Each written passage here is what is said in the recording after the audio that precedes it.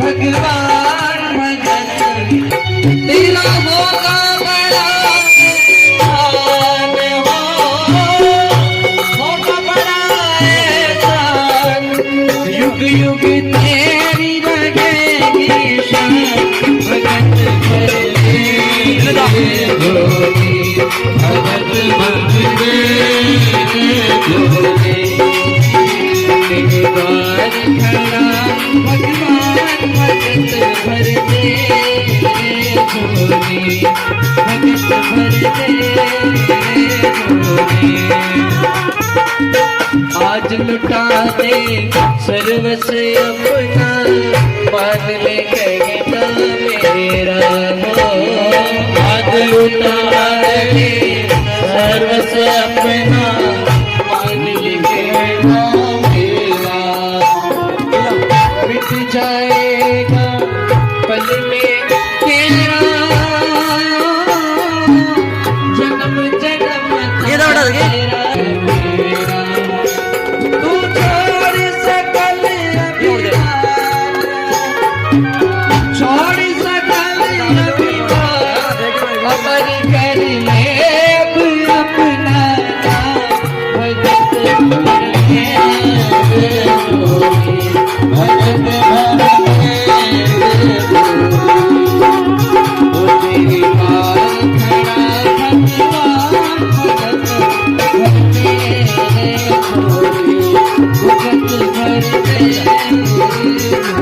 वामन भगवान पहुंच चुके हैं बलि के द्वार पर। राजा बलि शुक्राचार्य के साथ यज्ञ कर रहा है और यज्ञशाला के द्वार पर यही वामन भगवान पहुंचे तो राजा बलि खड़ा होकर के और वामन बटुक को लेकर के आता है। सारी धरती देख ले डोल उठा जग सारा हो डोल उठी सारी धरती देख ले डोल उठा जग सारा। वामन के चरणों में बलि बैठ गया और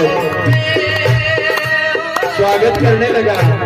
वामन भगवान के चरणों में बैठ करके बलि पूजा अर्चन करने लगा।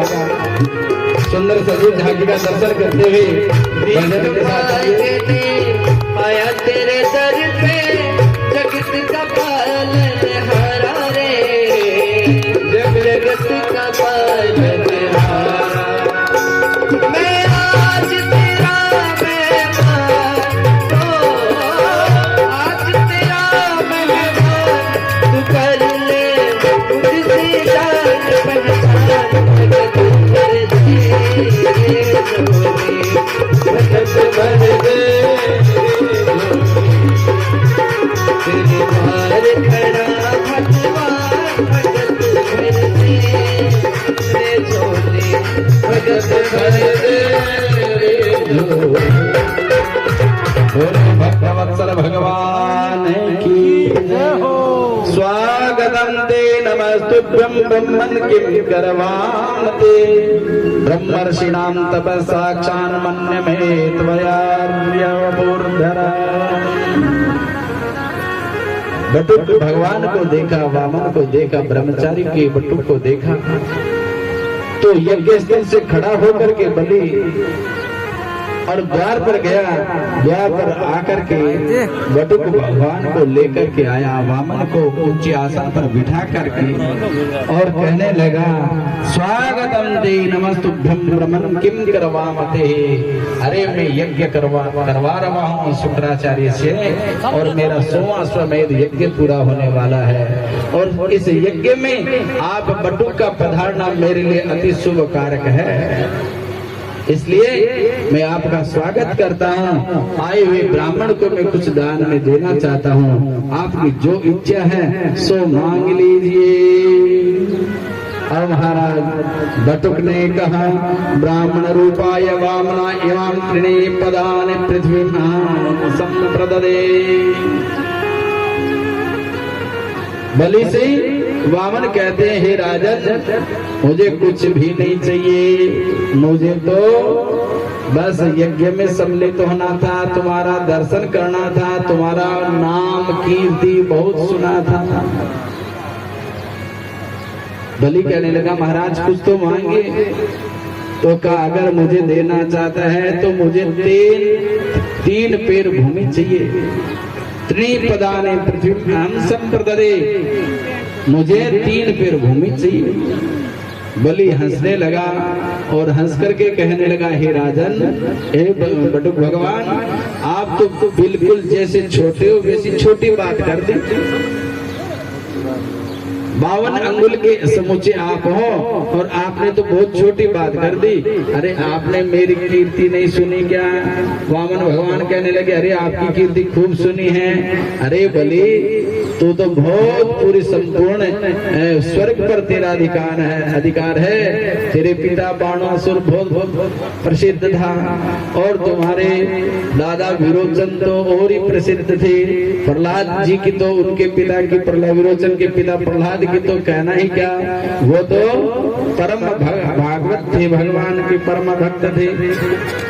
और उनके भी पिता हिरण्यकश्यप, उनका भी बड़ा नाम सुना है, जिनके लिए स्वयं भगवान अवतरित हुए। छोटा सा के बालक और भगवान के सामने कई पीढ़ियों का गुणगान बखान कर दिया। अब तो महाराज बलि वामन पर और मंत्र मुग्ध हो गया कि देखो छोटा सा बालक मेरे पीढ़ियों की सब बातें जानता है। महाराज आपने ये बातें इतनी सी उम्र में कहां से सीखी? भगवान मन ही मन कह रहे हैं आज मांगने के लिए आया हूं तो छोटा तो बनना ही पड़ेगा। और याचक बन करके जब कोई जाता है तो दाता के सामने उसकी बड़ाई तो करनी ही पड़ेगी। आज बलि के सामने वामन भगवान उसकी पीढ़ियों का गुणगान कर रहे हैं। अब तो महाराज बलि ने कहा महाराज दान ही लेना है तो कुछ राज्य मांग लो, आपको आधी पृथ्वी दे दूं, आप कहो तो ब्राह्मण कन्या से आपका विवाह करवा दूं, आपकी जो इच्छा है वो सब ले लीजिए, लेकिन 3 पैर भूमि से आपको क्या होगा? भगवान कहते हैं ऐसे विरोचन है साक्षात भगवान विष्णु रव्य। भगवान कहते हैं हे बलि मुझे बड़ा संतोष है, और जिस ब्राह्मण के संतोष नहीं होता वो ब्राह्मण नष्ट हो जाता है। जिस क्षत्रिय के अंदर शक्ति कम है, वो जो कायरता को प्राप्त हो जाता है वो क्षत्रिय नहीं रहता। जो वैसे धन नहीं कमाता वो वैसे कमजोर हो जाता है। जिस शूद्र के अंदर सेवा करने की शक्ति नहीं रहती वो शूद्रता को त्याग देता है। हे नारायण आज आप कुछ मांग लीजिए, कुछ बड़ा मांगो, मेरी औकात के हिसाब से मांगो। बलि कह रहा है। भगवान कहते हैं नहीं मैं बड़ा संतोषी हूँ, मुझे केवल 3 पैर भूमि चाहिए, वो भी अपने ही पैर से लूंगा। शुक्राचार्य जी कन्या खड़ा विचार करी तो संतोषित ब्राह्मण देखियो बोनी संतोष तो हुए थोड़ो बहुत हुए पर इतो संतोष गड़बड़ की दाल में कालो है। शुक्राचार्य जी महाराज ध्यान करियो कि वो छोटो सो बालक है कौन है, और ध्यान कर देखे तो ऐस विरोचने साक्षात भगवान विष्णु रव्य। अरे बलि ये तो साक्षात विष्णु है और कश्यप ऋषि का पुत्र बन करके आया है। देवानाम कार्य साधक है, देवताओं का कार्य सिद्ध करने के लिए विष्णु स्वयं आया है वामन बन करके तेरे द्वार पर, और तेरे साथ ये ठगी करेगा, तुमको ठग लेगा, तेरी सारी संपत्ति अधीन कर लेगा। इसलिए तो इसको दान देने के लिए संकल्प भी मत करना। अब महाराज शुक्राचार्य ने जब गुरुदेव ने बलि से कहा कि स्वयं भगवान विष्णु आए वामन बन करके तुझे ठगने के लिए और तेरा स्वर्ग लेकर के देवताओं को देगा, बलि विचार करने लगा कि गुरुदेव अगर मेरे द्वार पर स्वयं नारायण आए हैं तो इस मौके से तो मैं नहीं चूकूंगा, क्योंकि सारी दुनिया भगवान से मांगती है, और अगर वो भगवान मेरे द्वार पर मांगने के लिए आया है तो एड़ो मौको मैं नहीं जान दूंगा। गुरुदेव के अरे मूर्ख है कि तुम? बलि बोलियो मैं वचन दे चुके गुरुदेव, और मैं क्षत्रिय हूँ, मैं ब्राह्मण हूँ, मैं राजा हूँ, मैं वचन दे चुके हो, ये वास्ते मैं वो वचन ठुकरा कौन सकूं? शुक्राचार्य जी महाराज केवल देखो 5-7 जगह झूठ बोले तो चल जावे, हर समय झूठ नहीं बोलो। 2-4 जगह तो शास्त्र ही आदेश दिए झूठ बोल सको। कौन कौन सी?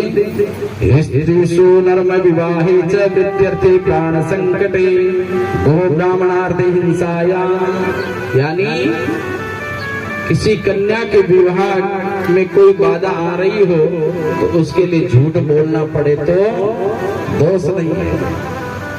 प्राण संकट, भगवान सोचो मैं पेड़ न थोड़ो बढ़ा दूं, बलि छोटो पड़ जावे, और बलि ने पता कशो अभी तो के तेरो संकल्प पूरो कौन है, और जो भगवान आप रो पेड़ बढ़ाने लागे, लेकिन अब तो भगवान वो पेड़ भी नहीं बढ़ रहे है। बहुत कोशिश करी भगवान आप रो पेड़ बढ़ाने री, क्योंकि भगवान की कृपा शक्ति है जिसके भगवान ने भी रोक देवे।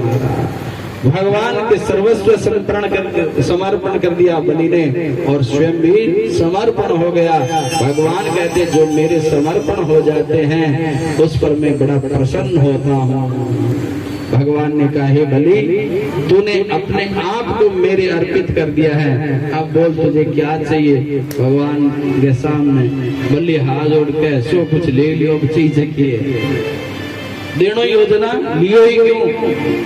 अगर देना ही था तो लिया क्यों? भगवान केवल देख बोले वो तो मैंने देवता को कार्य सिद्ध करने वास्ते सा लीला करनी पड़ी, उनको मैं वचन दे चुका था।